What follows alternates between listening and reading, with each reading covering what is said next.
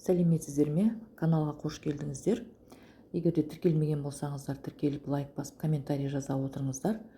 Бүгін біз осы өзіміздің үйдегі өсіретін гүлдерді қандай үш заттан тұратын органикалық қоспамен, яғни дәрумендермен осы көктем мезгілінде өте гүлдерге қажет тыңайтқышымызды айтатын боламыз.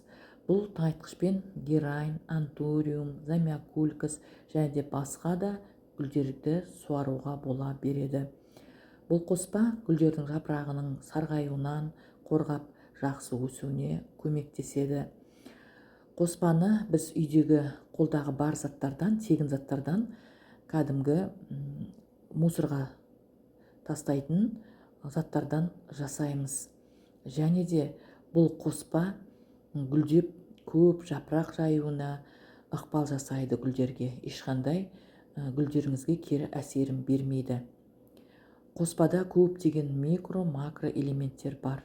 Бұл органика болғандықтан келесі су құйғанға дейін топырағын жақсылап құрғатып алу керек. Сосын барып су құйып немесе басқа дәруменді сулармен құйсаңыздар болады. Осы қоспаның арқасында гүлдеріңіздің көп тамыр жайғанын көретін боласыздар. Егер гүлдеріңіздің тамыры жақсы болса, онда гүлдеріңіз де ауырмай, иммунитеті күшейіп өсетін болады. Бізге керегі бір бас сарымсақ және үлкен пияз керек. Ол пияз бен сарымсақ қабықтарында көптеген витаминдер топтамасы болғандықтан ол гүлдердің иммунитеттерін көтеріп, ал ондағы антиоксиданттар ол әртүрлі зиянкестерден гүлдерімізді сақтап тұрады. Енді біз осы дайындап алған қабықтарымызға қайнаған су құямыз жартылай вангеге, сөйтіп оның бетін жауып бір күнге қоямыз. Ол суға осы пияз бен сарымсақтың бойындағы, қабығының бойындағы бүткіл микро-макро элементтер осы суға шығатын болады.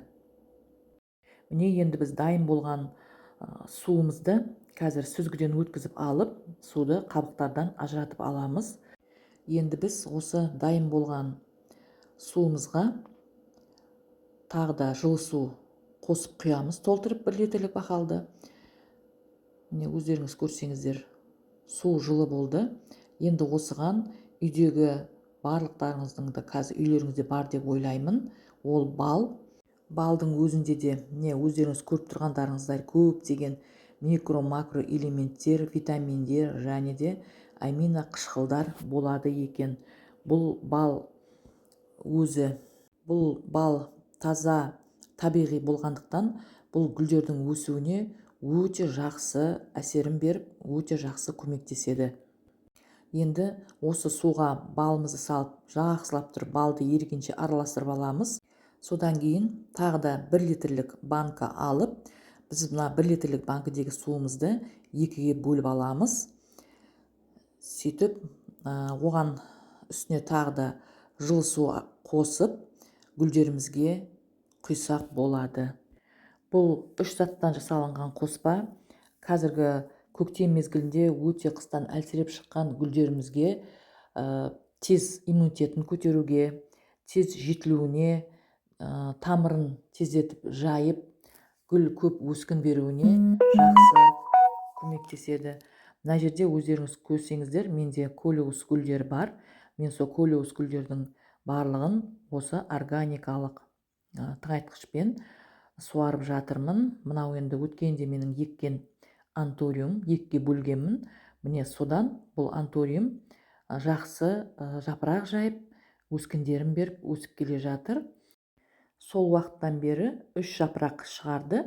Міне өздеріңіз қарасаңыздар, осындай құйған су бірден табақшасына ағып кету керек. Топырағы осындай жеңіл болу керек. Бірден құйған су топырағында тұрып қалмай, табақшасына ағып кетсе, гүлдеріңіздің тамырлары жақсы жайылып, тамырлары тез жетілетін болады. Ал егер де құйған су табақшасына ағып кетпей, топырағында тұрып қалатын болса, онда гүліңіздің тамыры шіри береді деп ойлай беріңіз. Міне көрсеңіздер, мына колеустың топырағы жеңіл болғандықтан бұл өте жеп-жеңіл, суының барлығы уже кетіп, тамыры ішіп болып, топырағы кепкен. Сондықтан да бұл гүлдерге біз бұл қоспаны қорықпай құя берсек болады. Міне мынау колиусқа да құйған су міне бірден табақшасына ағып кетті. Негізі гүлдердің барлығы да осындай құйған су табақшасына ағып кетіп жатыр.